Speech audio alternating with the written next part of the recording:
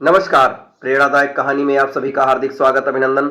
आज के इस वीडियो में आप सभी के सामने प्रस्तुत है एक कहानी जिसका शीर्षक है जीवन की डोर। रमेश क्लास 8 का स्टूडेंट था। वह जब क्लास में होता तब वह बाहर खेलने के बारे में सोचता और जब खेलने का मौका मिलता तो वह कहीं घूमने के बारे में सोचता। इस तरह वह कभी भी प्रेजेंट मोमेंट का एंजॉय नहीं करता, बल्कि कुछ ना कुछ आगे का सोचता करता। उसके घर वाले और दोस्त भी इसकी इस आदत से बहुत परेशान थे। एक बार रमेश अकेले ही पास ही के जंगलों में घूमने निकल गया। थोड़ी देर चलने के बाद उसे थकान हो गई और वहीं नरम घासों में पर लेट गया। जल्द ही उसे नींद आ गई और वह सो गया। सोने के कुछ देर बाद एक आवाज आई, रमेश रमेश। रमेश ने आंखें खोली तो सफेद वस्त्रों में एक परी खड़ी थी। वह सुंदर थी और उसने अपने एक हाथ में जादुई छड़ी ले रखी थी और दूसरे हाथ में एक मैजिकल बॉल थी जिसमें एक सुनहरा धागा लटक रहा था। रमेश परी को देखकर खुशी से झूम उठा और कुछ देर परी से बातें करने के बाद बोला, आपके हाथ में जो छड़ी है उसे तो मैं जानता हूं, पर आपने जो ये बॉल ली है उससे ये सुनहरा धागा कैसा लटक रहा है? परी मुस्कुराई, रमेश, ये कोई मामूली धागा नहीं, दरअसल ये तुम्हारे जीवन की डोर है। अगर तुम इसे हल्का सा खींचोगे तो तुम्हारे जीवन के कुछ घंटे कुछ सेकंड्स में बीत जाएंगे। यदि इसे थोड़ी तेजी से खींचोगे तो पूरा दिन कुछ मिनटों में बीत जाएगा और अगर तुम इसे पूरी ताकत से खींचोगे तो कई साल भी कुछ दिनों में बीत जाएंगे। तो क्या आप मुझे दे सकती हैं? रमेश ने उत्सुकता से पूछा। हाँ हाँ, क्यों नहीं। ये लो पकड़ो, इस पर ध्यान रखे। एक बार अगर समय में तुम आगे चले गए तो पीछे नहीं आ सकते। परी ने जीवन की डोर रमेश के हाथों में थमाते हुए कहा और फौरन अदृश्य हो गई।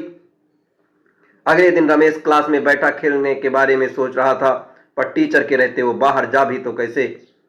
तभी उसे पूरी परी द्वारा दी गई ये सुनहरी धागों वाली बॉल का ख्याल आता है। उसने धीरे से बॉल निकाली और डोर का जरा सा खींच दिया। कुछ ही सेकंड्स में वह मैदान में खेल रहा था। वह मजा आ गया, रमेश ने मन ही मन सोचा। फिर वह कुछ देर खेलता रहा, पर मौजूदा वक्त में न जीने का अपनी आदत के अनुसार वह फिर से कुछ देर बाद उब गया और सोचने लगा कि ये बच्चों की तरह जीने में कोई मजा नहीं है। क्यों ना मैं अपने जीवन के डोर को खींचकर जवानी में चला जाऊं। और झट पर उसने डोर कुछ तेजी से खींच दी। रमेश अब एक शादीशुदा आदमी बन चुका था और अपने दो प्यारे प्यारे बच्चों के साथ रह रहा था। उसकी प्यारी माँ अब उसे जान से भी ज्यादा चाहती थी। अब बूढ़ी हो चुकी थी और पिता जो अपने कंधों पर बैठाकर घुमावा करते थे, अब वो वृद्ध हो गए थे और बीमार चल रहे थे। इस परिवर्तन से रमेश अपने पिता माता के लिए थोड़ा दुखी जरूर था, पर अपना परिवार और बच्चे को जाने के कारण उसे बहुत अच्छा महसूस हो रहा था। एक दो महीनों में सब ठीक ठाक चल रहा था, पर रमेश ने कभी अपने वर्तमान को आनंद के साथ जीना नहीं सीखा था। कुछ दिन बाद वह सोचने लगा, मेरे ऊपर परिवार की कितनी जिम्मेदारी आ गई है। बच्चों को संभालना इतना आसान भी नहीं, ऊपर से ऑफिस की टेंशन अलग है। माता पिता का स्वास्थ्य भी ठीक नहीं रहता। इससे अच्छा तो मैं रिटायर हो जाता और आराम की जिंदगी बिताता। और यही सोचते सोचते उसने जीवन की डोर को पूरी ताकत से खींच दिया। कुछ ही दिन में वह एक 80 साल का वृद्ध हो गया। अब सब कुछ बदल चुका था। उसके सारे बाल सफेद हो चुके थे, झुर्रियां लटक रही थी। उसके माता पिता कब से छोड़कर जा चुके थे। यहाँ तक कि उसकी प्यारी पत्नी भी किसी बीमारी के कारण मर चुकी थी। वह घर में बिल्कुल अकेला था। बस कभी कभी दूसरे शहरों में उसके बच्चे जो रहते थे उनसे बात कर लिया करते थे। लाइफ में पहली बार रमेश को एहसास हो रहा था कि उसने कभी अपनी जिंदगी को एंजॉय नहीं किया। उसने न स्कूल में डेज में मस्ती की, न कभी कॉलेज का मुंह देखा, वह न कभी अपनी पत्नी के साथ कहीं घूमने गया और न अपने माता पिता के साथ अच्छे पल बिताए। यहाँ तक कि वो अपने प्यारे बच्चों का बचपन भी ठीक से देख नहीं पाया।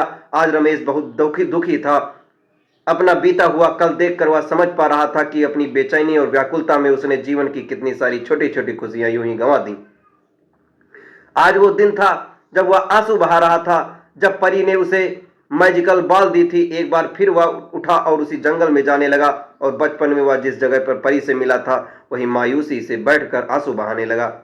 तभी किसी आवाज आई, रमेश रमेश। रमेश ने पलट कर देखा तो एक बार फिर वही परी उनके सामने खड़ी थी। तब परी ने पूछा, क्या तुमने मेरा स्पेशल गिफ्ट एंजॉय किया? पहले तो वो मुझे अच्छा लगा, पर मुझे कुछ गिफ्ट से नफरत हो गई है। रमेश क्रोध में बोला, मेरी आंखों के सामने मेरा पूरा जीवन बीत गया और मुझे इसका आनंद लेने का मौका तक नहीं मिला। हाँ, अगर मैं अपनी जिंदगी नॉर्मल तरीके से जीता तो उससे सुख के साथ दुख भी होते, पर मैजिकल बॉल के कारण मैं उनसे भी किसी का अनुभव भी नहीं कर पाया। मैं आज अंदर से बिल्कुल खाली महसूस कर रहा हूं। मैंने ईश्वर का दिया ये अनमोल जीवन बर्बाद कर दिया है। रमेश निराश होते हुए बोला। ओहो, तुम तो मेरे तोहफे के शुक्रगुजार होने के बजाय उसकी बुराई कर रहे हो। खैर, मैं तुम्हें एक और गिफ्ट दे सकती हूँ। बताओ, क्या तुम्हें? परी ने पूछा। रमेश को यकीन नहीं आया। वह उसे एक और वरदान मिल सकता था। वह कभी से खुशी से भावुक होते हुए बोला, मम मम, मैं फिर से वही पहले वाला स्कूल बॉय बनना चाहता हूँ। मैं समझ चुका हूँ कि जीवन हर एक पल जीना चाहिए। जो अभी को कोसता है वह कभी खुश नहीं होता, उसका जीवन खोखला रह जाता है। प्लीज प्लीज मुझे मेरे पुराने दिन लौटा दो, प्लीज प्लीज प्लीज ना। तभी एक आवाज आती है, उठो बेटा, तुम यहाँ इन जंगलों में कैसे आ गए? और ये सपने में प्लीज प्लीज क्या बड़बड़ा रहे थे? रमेश आंखें खोलता है। अपनी मां को आंखों के सामने देखकर वह कसकर उनके लिपट जाता है और फूट फूट कर रोने लगता है। वह मन ही मन परी की शुक्रिया अदा करता है और कसम खाता है कि अब वह अपनी इस जिंदगी के अनमोल पलों को पूरी तरह जिएगा और डे ड्रीमिंग और कल के बारे में सोचकर अपने आज को बर्बाद नहीं करेगा। दोस्तों, क्या आप खुद को रमेश से रिलेटेड पा रहे हैं? कई बार ऐसा होता है कि हम आज की खूबसूरती को सिर्फ इसलिए नहीं देख पाते क्योंकि हम एक सुंदर कल के बारे में सोचने में खोए रहते हैं, या कई बार हमें जो नहीं घटा उनके घटने की चिंता में अपने आज को जला देते हैं, बर्बाद कर देते हैं। हमें ऐसा नहीं करना चाहिए। खुशियों के छोटे छोटे पलों को पूरी तरह जीना चाहिए। जीवन की डोर एक बार खिंच जाती है तो फिर लौट कर नहीं आती। किसी ने सच ही कहा है, बीता हुआ कल कभी नहीं आएगा और आने वाला कल शायद कभी ना आए। इसलिए आज ही अपनी जिंदगी जी लो, आज ही खुशियां मना लो। दोस्तों, ये कहानी आपको कैसी लगी कमेंट बॉक्स में जरूर बताएं और ऐसे ही ढेर सारी कहानी के लिए हमारे चैनल के साथ जुड़े रहें। धन्यवाद।